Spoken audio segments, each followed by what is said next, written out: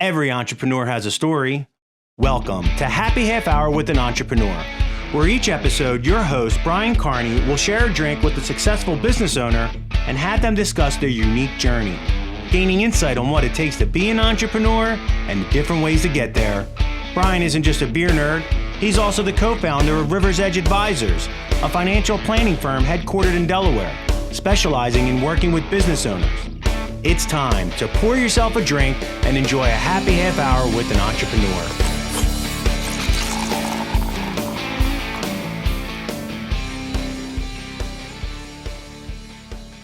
Hello, everyone. Welcome to Happy Half Hour with an Entrepreneur. I'm your host, Brian Carney. Our guest today is David Curtis. Dave is the co-managing partner of Leon Weiner and Associates, a wildly successful home building and development company based in Delaware, but active in 10 states and Washington, D.C. They currently operate over 5,000 apartments for residents of all levels of income. Dave, welcome to the show. Hey, Brian. Glad to be here with you. Yeah, I'm excited to talk to you. So for our episode today, I'm really into Levante Brewing Company, which is a brewery in Westchester, Pennsylvania. So they have a Pilsner called Birra, Birra. I'm going to give that a shot today. So we'll give it a rating at the end. What are you going to be sampling? Well, I've got a 2019 Seeker. Let's see if we can get it. Here we go. Oh yeah, look at that. That's a heavy pour. I like it. That is a heavy pour. Seeker Pinot Noir from France. Got it downstairs. I'm staying at the Sofitel in Philly. We'll give them a little plug here. There we go. Yeah, I told the bartender that I was doing a podcast and it might be lengthy, so let's fill it up. He poured accordingly. I love it. Yeah. Well, thanks so much for taking the time with me today. So first, tell us a little bit about your business. Okay, just wetting my whistle. Yeah, so Leon Weiner and Associates is a home building and development firm. We started in 1949, which was only slightly before when I joined the firm in 1981. But as you said, we develop all sorts of real estate, but primarily affordable housing. Yeah. And we actually now are up to 7,000 units in the 10 states that you mentioned. But we also do for sale housing. We've done, various other sorts of development, but multifamily is our primary focus, and affordable multifamily is really the what we really feel that we do the best and is our mission. So that's great. And along the way, we also branched out, even though they're sort of diametrically opposed. We do some luxury resort hotels. So that's interesting. Affordable multifamily and luxury resorts. Yes, so let's dig into that right now. So how does that work? Yeah. So our bankers asked me that question, and I said, "Oh, well, we did a study, and it turns out that they're exactly counter-cyclical. So it would be perfect for to one be up, the other be down," which of course was complete BS. But I was going to say, look at the foresight that you had to do that. Yeah. So no, it just, like a lot of things in business, it happened accidentally. I'll get into that a little bit more later on, but primarily focus on the multifamily. And, as I said, that is our mission. Yeah. And it's very fulfilling because we have the luxury of doing good and doing well, so we get to help people and make a little profit along the way. And then we just, by accident, got into the hotel business. Wow. That's pretty fascinating. I love that. Doing good and doing well. That's excellent. I love that. Yeah. That saying. Yeah. So tell me a little bit about how you started in 1981. So how do you come into the business?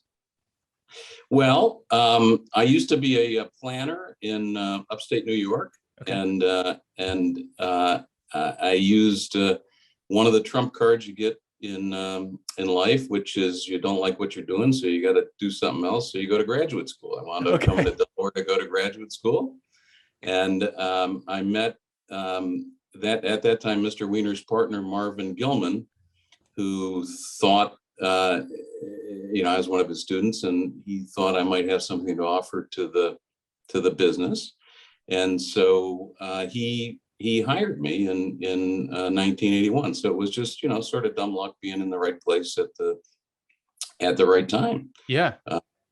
So how do you start? Sort of as a graduate school student in 1981 to become part owner of the company. How's that trajectory go? Well, that's all going to come out in my memoirs, but I'll give you a hint. Okay. Because my memoirs are going to be entitled "Advancement Through Attrition," and so the secret here, Brian, is if you stick around somewhere for 40 years, eventually everybody else either quits, gets fired, dies, and you look great. Around and it's like, hey, I made it to the top. Guess it's got to be me now. Yeah. It's kind of like that old line with the caddies. You got to show up, keep up, and shut up. No, it's all kidding aside.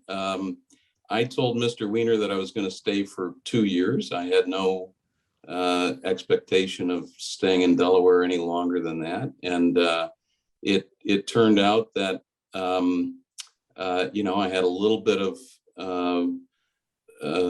talent for the business, and I had a lot of enthusiasm for what we did and what we do in terms of as I said before, helping people have a great place to live who otherwise, given their circumstances, might not have that. So it's like, hey, I like it here, and I like the people, and I'm going to stay. And so a little bit of elbow grease, and a little bit of luck, and eventually, here we are. Yeah, so that's great. So I've heard nothing. I've heard nothing but incredible things about Mr. Weiner. So, in fact, they're in the atrium of the National Housing Center in DC. There's a life-size bust of him. So I've heard he's one of the greatest entrepreneurs of all time. That's how he was described to me. Mm-hmm. What kind of things did he impart to you, or that you learned from him that sort of carried you through to today? I would say the most important thing that I learned from Leon, two things, I guess. I mean, I learned, lots of things, but the two most important things were, one, perseverance, force of will. Leon was a guy who, if he decided he was going to do something, he was going to get it done no matter what. I mean, you could be sitting in a room, and he always thought that he was right. He believed in what he was doing. So he's the sort of guy you could sit in a room and there'd be 200 people, and somebody put a color up on the projector, and it would be red, and he would say it was green, and everybody else would say no, it's red, and he would not for 1 minute think that anybody else could be right, but right.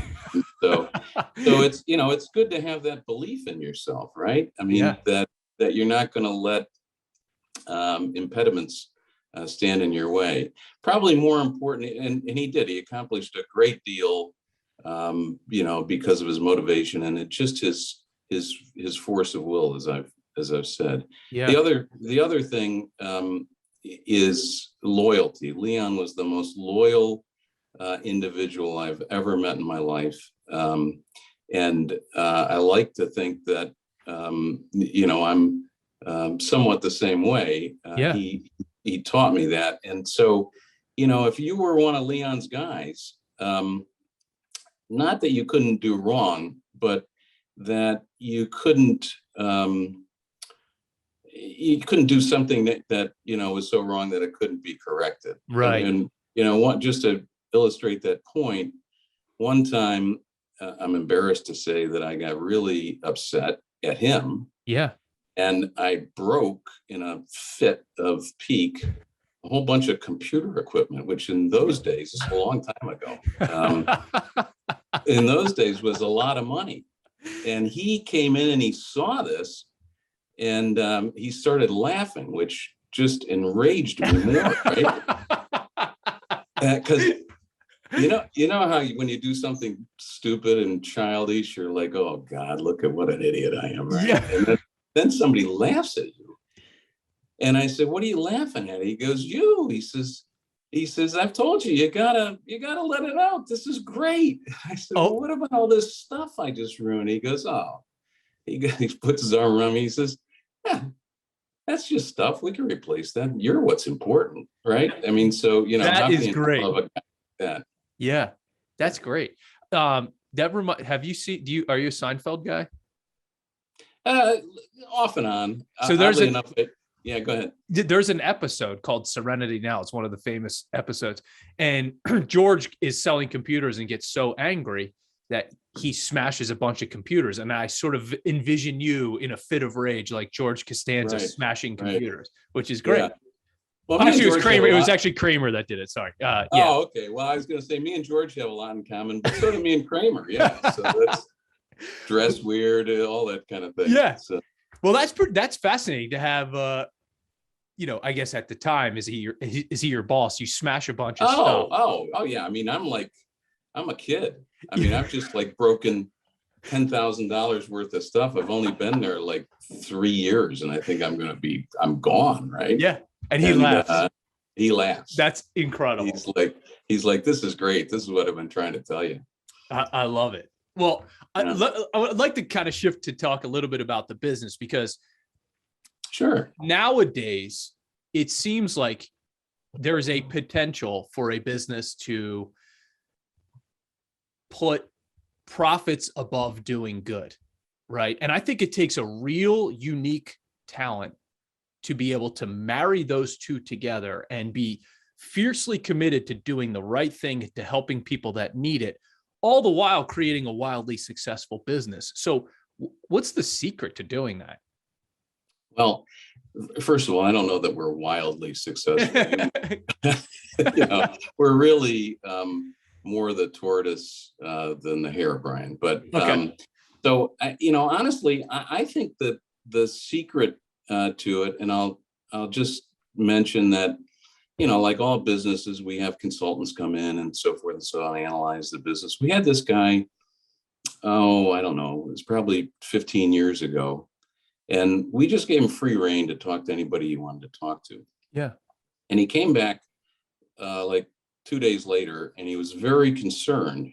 He was impressed, but he was very concerned. And he said, you have a very unique business, to your point. He said, I've talked to people from the janitor at an apartment complex to the administrative assistant, here in the office, and all of them have a sense that they're doing something to help people. So they're invested. They feel like by doing their part, they're helping somebody have an opportunity that they wouldn't otherwise have. Wow. And so your message is, this is what he said to us, your message is definitely getting across in terms of the mission. He said, my concern is not a single person that I talk to, including the CFO and other senior managers, ever mentioned anything about making money. He said, I think that's a little bit of a concern. And I suppose in some sense, he's right. But, I almost have just a belief system that if you're making a sincere effort to do the right thing, you can't be stupid about it. You can't say, okay, I'm gonna spend $1 million on lumber and sell the $500,000. I get that. Yeah. But but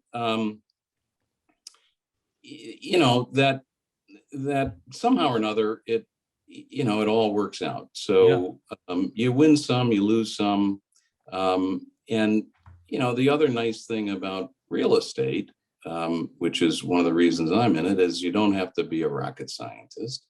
And there's a thing called appreciation, right? Right. And so what happens is if some of your bets don't work out, hopefully others do, but over time, the tide floats all boats, right? Yeah. So relatively speaking, as long as you can stay with it for a while, you're going to be okay. Yeah. And so it's not that we don't focus on, I mean, obviously we pay attention to the numbers and so forth and so on. But that's not really the message that we send out, to the associates and the troops. It's interesting because it sounds to me that you guys have the mantra that is, if you do right by the client and you help people, everything else will work itself out. Yeah, I believe that, honestly. Yeah. And I'm 40 years into it, and it's going good so far. And so far, so true, so right? far, okay, so let's not change too much. Well, I'm fascinated by the culture aspect of it, because anytime you hire a consultant, they say, let's do our core values, let's do our mission statement. And then you spend however long it takes for you to do that. And then no one remembers it. You put it into a poster and they go, oh, there it is right there on the wall. Right. But to have an outside consultant, interview your people, and that everyone is able to say that what your mission statement is, that's an incredible way to build a culture. How do you think you guys were able to really take that vision and permeate it through the rest of the company? Well, I think that, and it gets more difficult. We now have 270 employees. And of course, when I started, we didn't have anywhere near that many. That'd be a lot of people to outlive. Yeah, I know. How about that? So some poor schlub coming up now. Jeez. That's a more daunting task. Yeah, exactly. Yeah, that's a good point. Yeah. So,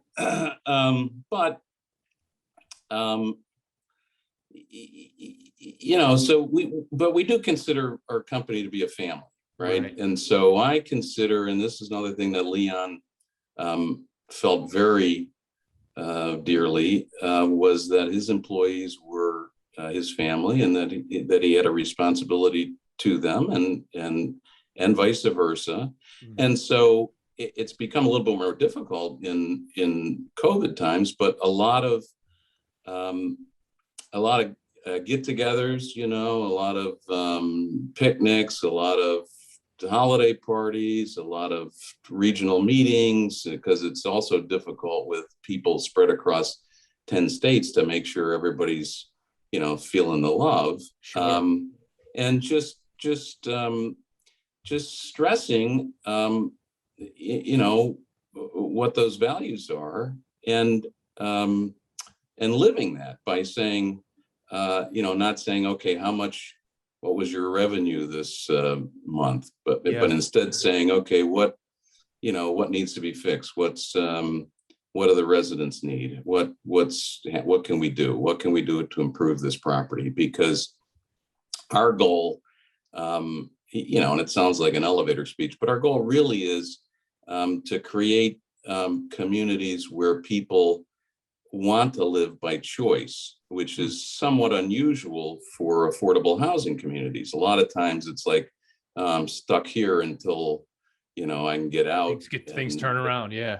And get somewhere else. We also try very hard to have events at our properties for the residents. We have an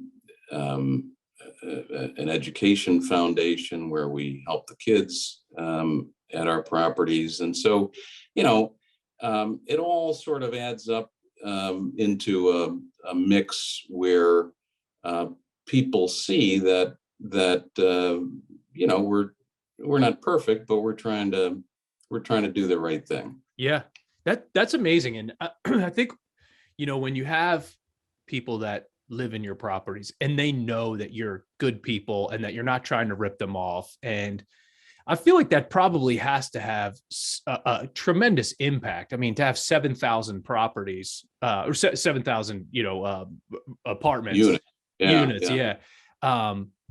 To be able to have that permeate through your residence has got to be difficult, but amazing to see actually come to fruition. Yeah. It's as I said before, it's very fulfilling, and it was, again, the whole COVID thing has caused some disruptions, but another great thing is, we have senior citizens properties, we have family properties, and we have this education foundation where we provide scholarships and all sorts of things, cultural events and so forth and so on. But one of the really, really fun aspects of it is when you get the senior citizens and the kids together, because now, you're getting the benefit of all of that experience. And the senior citizens who, let's face it, it's not that much fun to sit around with 100 other 85-year-old people, right? I don't think. I mean, maybe I'll know pretty soon, but that's, so to get them exposed to kids is a win-win kind of situation. For sure. So let's talk about COVID, because your world, restaurants, hospitality, and then sort of your world has been dramatically impacted with COVID, with the what do you call it? The moratorium on being able to evict people that didn't pay their bills, which, right. That's just a complicated problem, right? Mm-hmm. And a complicated issue. How did COVID affect you guys and your business overall? Well, so starting with multifamily, not as much as you would think. The biggest problem with COVID was we really couldn't do a lot of new work, right? Because a lot of what we do is acquisition rehab. Yeah. And so if you're buying an apartment building, first of all, you either got to, rehab the units while the residents are there, which is not ideal, or more likely relocate the residents to another facility and do the job. But it's very difficult to relocate people during COVID. So in terms of the top line, our revenue in terms of just new deals, that was affected. But this business of the rents, we track that, notwithstanding, I said we don't really care about money. We only care about people, blah, blah, blah, blah, blah. Right. But we actually do care about money, and we track the rents, and we really had little of any diminution of past due or increase in past due elections to this day. Yeah. So part of that is, there's a lot of programs put in place, and we try to counsel the residents as to where they can get help and so forth and so on. But part of it is, I think, we have pretty good residents that, are wanting to do the right thing. And now the flip side to all of this is the hotel business, which we touched on a little bit. And that was a drastic problem. We shut down hotels for 6 to 8 weeks, no revenue. And then when we opened back up, COVID it spikes, it drops, it spikes, it drops. And so, it's just been a real challenge, to find people, in the hospitality industry, because a lot of people are just, okay, geez, I haven't done this for about 6 months and I don't really want to go back. Right. So that has been and does remain a challenge, both from operating revenues and finding people. Now the real benefit, big picture benefit from COVID, from my perspective, though, is it's created lots of opportunity for people to step up to the plate within the company. And so you get to see two things. You get to see who the next leaders really are, because, when the chips are down, they shine. And it also makes somebody that's been there 40 years realize, hey, we're in really good shape because we got some really top shelf people, and I can just hang out and smoke cigars and play golf. Yeah. That's good to know that Yeah. the bench is deep. That is an interesting part of it, to be able to, I do feel like COVID is such an fascinating, it's going to be studied for decades, right? But even in the world of entrepreneurship and business ownership, there's a devastating impact on the one side. And then the other side's like, hey, all this really great stuff happened because of this, And I think realizing that you had rock stars on your bench ready to step up is a huge benefit to you. Well, absolutely. It's a great comfort too. Yeah. I mean, when you're obviously not suitable for employment anywhere else, having been at the same place for 40 years, right? You do get pretty well invested, both emotionally and financially. And so, where's the end game on this? And it's like, oh, everything's going to be great. Yeah. This place is going to be in great hands. Yeah. Yep. That's fantastic. So a couple of things I wanted to talk about. Little bit about the education program. So talk a little bit about that. I mean, that sounds pretty amazing that you guys are providing education support to residents. So tell me a little bit about that, how that program works. Yeah, that's very exciting. So a lot of it is what you'd expect. We provide tutoring, we provide scholarships, both for private schools, high schools, trade schools, colleges. And then probably the most fun thing that we do, we have this program called Positive Points that's run by this wonderful lady, Sylvia Carson, and she provides, during the summers primarily, but now all year, all of these cultural opportunities for kids that are, say, between the ages of 6 and 16. And so, they go to performances, they go on trips, they write, produce, and perform their own plays. Wow. We had one of the most fun things is we had a fashion show that the kids put on at the Queen Theater. Okay. Yeah.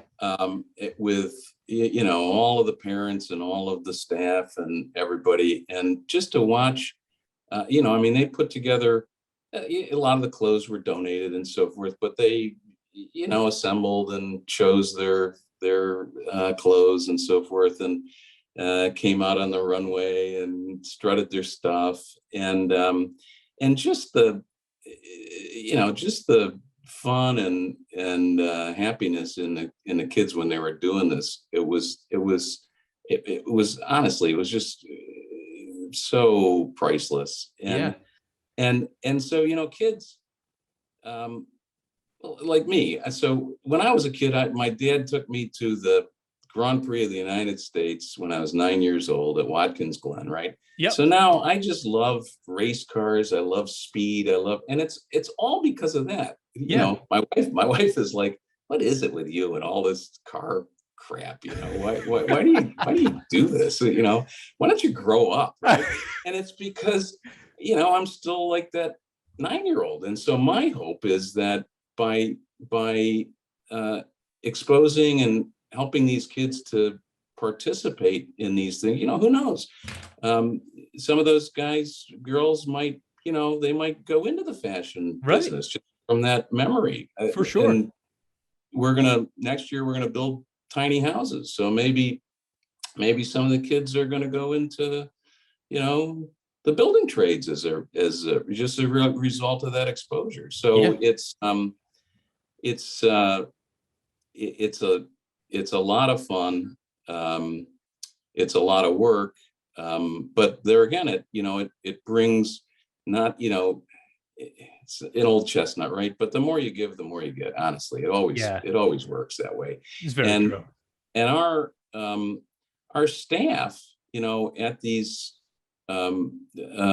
communities, they donate their time. They're not getting paid they're getting paid to run the apartment complex, not to help, kids put wardrobes together. Yeah. And they do it voluntarily just because they love doing it. So It's amazing to think that, the impact that you guys are creating could have a ripple effect on generations to come. I'm not overstating that. I think to be able to give a child an opportunity to, to be exposed to something, whether it be fashion or building or whatever, and they go, you know what?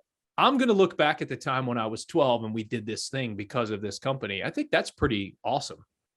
Yeah, I think it's great. So, Leon was a big proponent of education, and when he passed, that's what we did. We started this foundation in his honor. As a matter of fact, when he was a kid, he was, geez, I'm going to lose the whiz kids. So Yeah. you've heard about the Phillies Mets. were kids, right? Oh yeah, But- the Phillies. Yeah. But there was a radio show in Philadelphia, where high school kids, kind of like in the old days, they had like the College Bowl, and they'd ask them these questions, right? Well, and these kids were called the whiz kids. Mm-hmm. And Leon was one of them. So they would, callers would call up and ask a question, try to stump these super intelligent high school students. So anyway, it's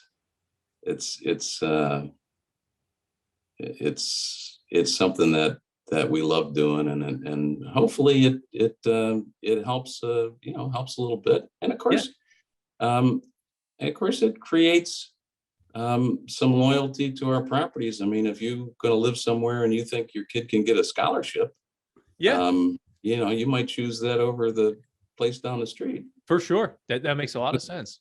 So it's not all unselfish. There's that's part of it for sure. So I want to ask you one thing. So I actually went to Watkins Glen for vacation. I was in the Finger Lakes this year for 10 days with my family. Went to Watkins Glen, loved it. So someone that loves to drive fast cars, what's your favorite car you've ever driven? Oh, well, the favorite car I've ever driven was one of these tracks. I drove a Ferrari California. Oh, wow. And that thing, it was just incredible. I drove at the same, the next car I drove when I was there, you got to pick like 2 or 3 of these, supercars. Sure. And it was an Audi, I don't know, RS8 or whatever that thing. And there was just no comparison. The Ferrari was insane. You felt like you couldn't make a mistake no matter how fast you went. I mean, it was just amazing. How fast did you get it going? I don't even know. But fast. Oh, so I wanted to come back to one thing. The hotel business. Yeah. So you said you stumbled into that accidentally. Explain what you mean by that. Well, so we're minding our own business, doing affordable housing, and we got a call from an acquaintance who said, "Hey, you guys, you got to come down to Jekyll Island. We got these 2 young guys that want to restore this old property." And Leon and I went down there, and we really had no business being in the hotel business, but there was this old derelict Victorian hotel, the Jekyll Island Club, which at one time was the private club of the Morgans and the Rockefellers and everybody. That's really cool. literally the wealthiest people in the world. It was they would stay there for 6 weeks out of the year. And we drove up to Hilton Head. And Leon was friends with a guy by the name of Charles Frazier, who was the original developer of Hilton Head. Okay. And this is how we got into it by accident. We had lunch with Charles Frazier, and Charles Frazier said, Leon, you will never, ever be successful trying to develop an upscale resort on Jekyll Island. It's a blue collar pickup truck, Joe Six-Pack Island. And I saw Leon, and honestly, I remember it vividly. And it was just like, waving a red flag in front of a bull. And I was like, okay, buckle up. Watch this. Yeah. That's awesome. Hey, watch this. Yeah, I love it. That's incredible. It's so funny that a lot of really successful people take it so personally when someone tells them they can't do something, that they will do it for spite, which I love. I think it's great. It's great. It's not that wise. And actually for the first few years, it appeared that Mr. Frazier was correct, but that, stick-to-itiveness, we hung in there, and we've since developed a number of hotels on Jekyll Island. And we actually, with some other investors and a joint venture partner, just started a new company called Retreat Hotels and Resorts. So what's the deal with that? That sounds cool. What's the deal with that? Well, I mean, we just decided that we'd been dabbling in this for quite some time, and we needed to be more serious about it. So we've been grooming some younger people that have background in the hotel business, and then we've teamed up with a company called the Orlean Company out of Cleveland, and we've got a new project under construction in Middletown. We've got one that's going to break ground up in suburban Boston, and another one down in a town called Perry, Georgia. So it's they don't really go together, but I guess I would say that the affordable housing is extremely fulfilling. You can get that from my enthusiasm about talking about it. For sure. And the hotel business is it's just fun. Yeah. It's fun owning we just opened a 209 room beautiful resort oceanfront on Jekyll Island, and that's fun. That's awesome. No two ways about it. Yeah. Nothing wrong with having a little bit of fun. Absolutely. Do you have a favorite hotel that you guys have? Is there one that has a special place in your heart? Well, yeah, the Jekyll Club, which is a very unique property, has got the special place in my heart. We owned it for 35 years. We actually just sold it. In June. The Spite Hotel. What? That was the Spite Hotel. The Spite Hotel. And somebody said, how do you feel about this? You've had it for so long. And it's like, well, yeah, but it is a hotel. We can go get a room and still go to the restaurant, and Exactly. Nobody's going to say you can't go there. So everything's got to move along. Yep, love it. Well, Dave, this was awesome. I loved having you on. You're a as advertised great storyteller. I really enjoyed talking to you. Well, it's been a lot of fun, Brian. I appreciate your time, and by the way, I think that this wine is what do we say? Substantially above average. That's the rating I'm going to give it. Perfect. So I go on a scale of out of 5, right? So this beer from Levante, this Pilsner, Bira, Birra, I'm going to give it a 3.75 because I would definitely drink this again. Okay, 3.75. I don't know if that really is that's not going to make me go out and get it, right? I mean, I got to have like a 4.6 or something. I don't give hotel business. If you see on like TripAdvisor that you're like 3.75, it's like, oh boy. You know what? It's funny. Boy. It's funny you say that because my wife's like, look at the reviews. I'm like, what are you talking about? They're like 4.5 at that place. It's going to be great. And I don't give any beer really a 5. There's like 3 of them. It's like the special thing. But that is a good point. Maybe I'm gonna have to change my rating scale. Yeah. Well, or if you come to our hotels, Brian, please at least bump it up a little bit. 5 all the way. Yeah. All right. Okay. If you'd like to learn more about Dave and his business, please visit lnwa.com. If you'd like to connect with me on the Untapped app, my username is brcarney7. To learn more about how our firm helps business owners with their financial planning, visit riversedgeadvisors.com. And to hear past episodes of the podcast or to recommend people that we should interview, go to happy-half-hour.com. Dave, thank you so much for your time. I really appreciate it. Cheers to you. Hey, I enjoyed it. Thanks. Thank you, my friend. Thank you. Bye-bye. Thank you for listening to Happy Half Hour with an Entrepreneur, sponsored by Rivers Edge Advisors. For more information on how Rivers Edge Advisors can help you, visit their website at riversedgeadvisors.com. If you'd like to connect with Brian Carney for business advice or just to share a beer, follow him on Instagram at riversedgeadvisors_LLC.